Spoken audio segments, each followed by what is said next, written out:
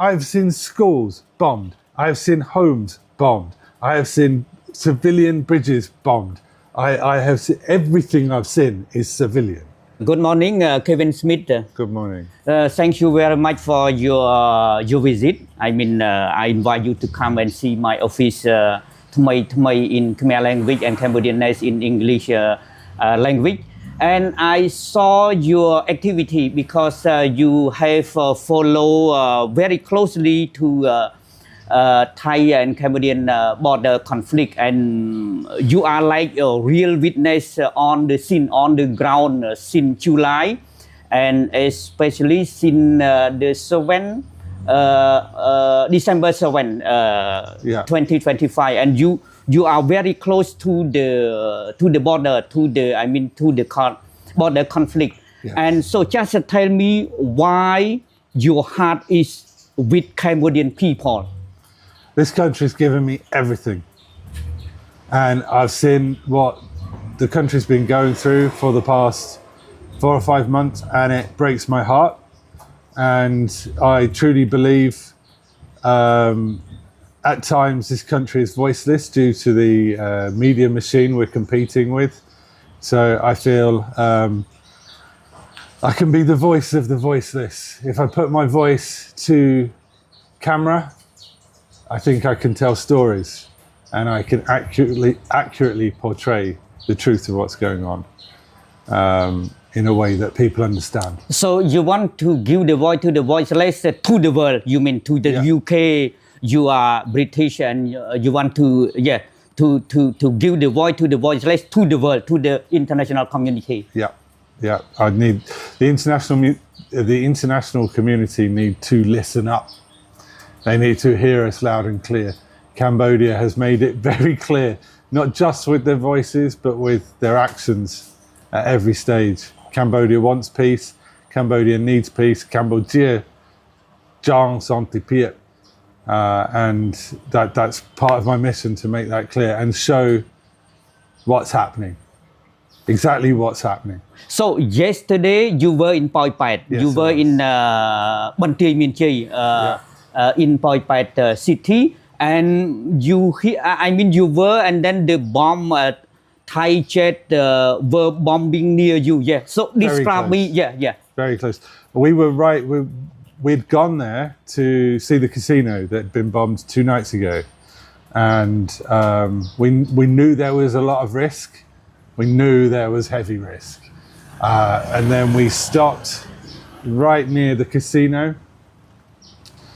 And as soon as we got out of the car, boom, boom, boom, all around us, every 30 seconds to 60 seconds, constant. And they were getting closer and closer and closer. And we were speaking, we believe between 100 to 200 meters away at one point. They were very loud, hurt my ears, you know. So you saw people running away, and they were in the chaos, maybe? Just describe me what the people activity at that time, yesterday, exactly. As the bombs were going off, you'd get a slight break, and everybody would start to relax, and then all of a sudden, bang, another one. And then, people would jump out of their skin, you know. They were so scared. A lot of people were evacuating as quickly as possible. I believe there were some roads closed, so we ended up feeling like we were stuck. We were told to stay put where we were, to wait. And then it started getting closer and closer. People were getting more anxious. People were getting more scared. And yeah, it was... And you were not afraid of Thai bomb, for example, or you are afraid, but you need to witness the reality? I was there to do a job. That's what I was there for. I was there to do a job for Cambodian people, so I didn't have time to be scared. When I left, when I finally got out of there, then it came over me. You know, then I realized what had just happened. I allowed it to get into my mind and, you know, take a breath. And then it was like, oh my God, what just happened? But at the time, no. not have time to be scared, not have time to think about what's going on. All I had time for was sending the message that the world needs to hear, showing them exactly what is happening, because there are too many other stories being spread that are mistruths. So I was there to show the truth of what's happening. And so no time for scared. If you see the video that I put out online, bang, off in the distance, I don't think I even blinked.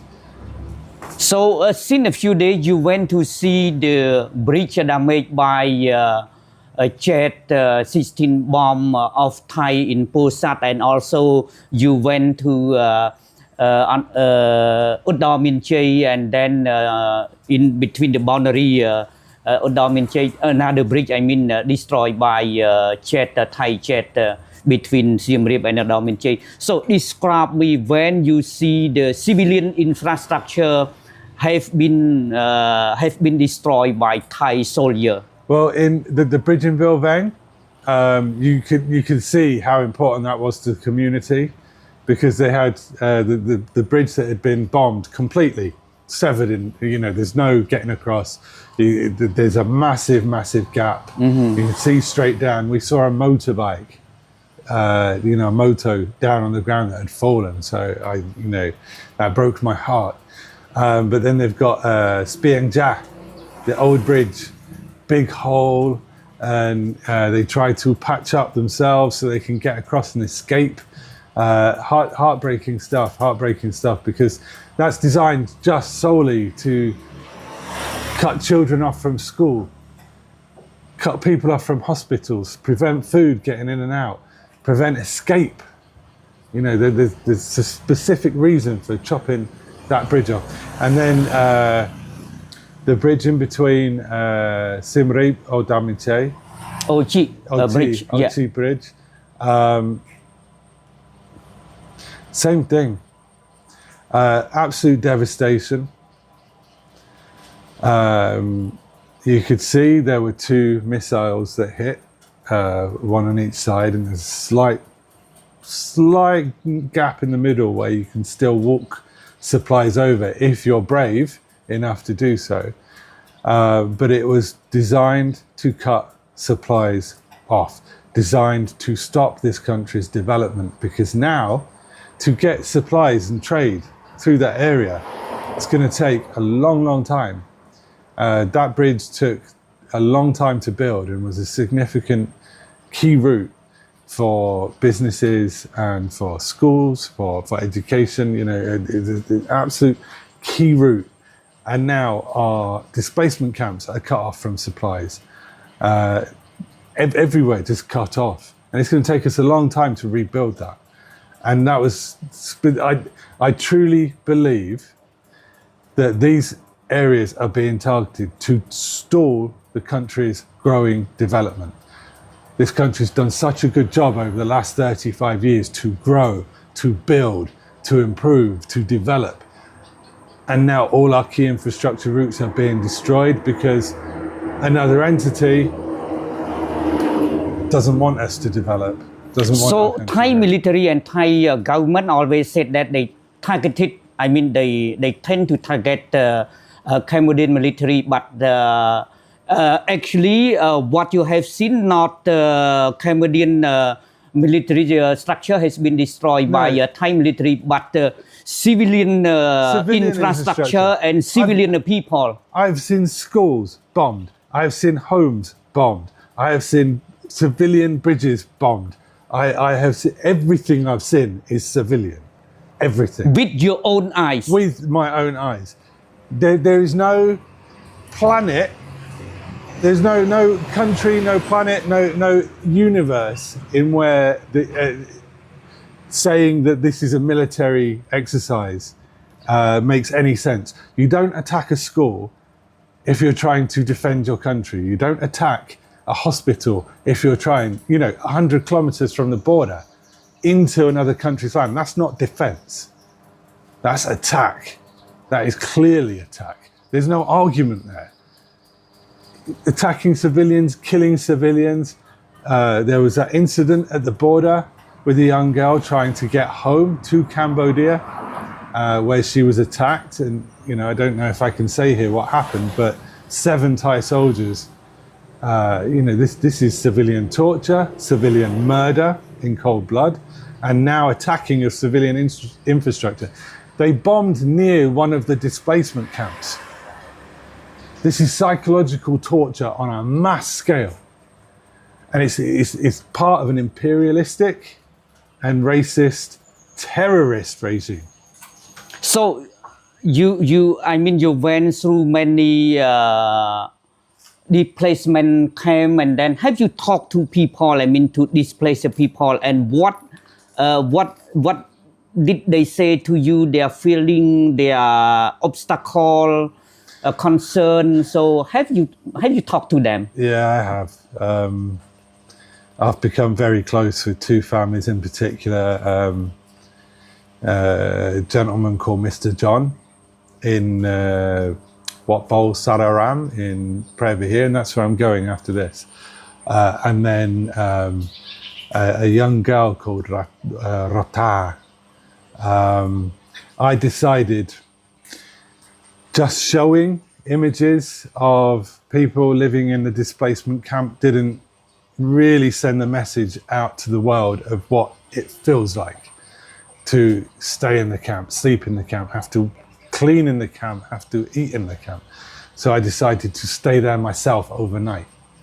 So I stayed with Mr. John's family for one day, one night. So you stayed already or no? Already. Oh, already, okay. Last Saturday night, 1 week ago. So I stay with the family, I eat with the family, I play with the kids, and then we all sleep together in the tent. Mm-hmm. And then wake up in the morning, my body's aching, mosquitoes eat me a lot, you know, very, very uncomfortable. But I speak to the family a lot. And the girl in the tent nearby, young girl, 13-year-old girl called Rota, she came and sat down, and she decided to talk to me a lot about her experience. And she told me how when she was escaping her home, she was riding her moto with her younger sister on the back, and there were bombs coming behind her, chasing her almost. And she started to cry. I started to cry. And it's important for me to tell her story. And that's why I'm going around the camps, is to tell the individual stories of these children, these people that are living in these conditions. And these are the mistake the Western world makes when they see images of these displacement camps, is they think they live this way all the time.